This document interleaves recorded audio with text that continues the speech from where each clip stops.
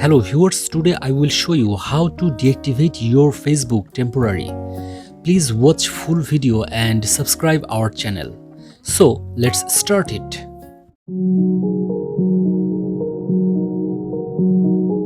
So viewers, first open your Facebook Lite app and then click on the three-line menu top of the right corner.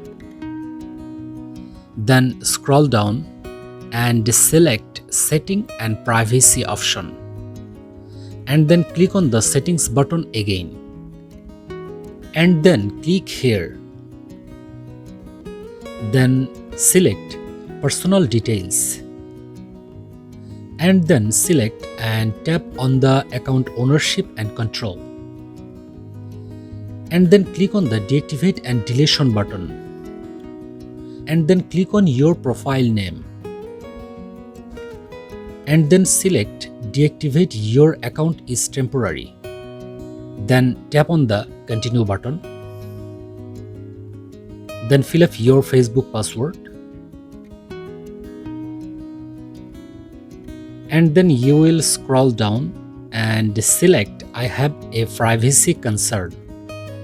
Then tap on the Continue button. And then again tap on the Continue button. And then tap on the Deactivate my account.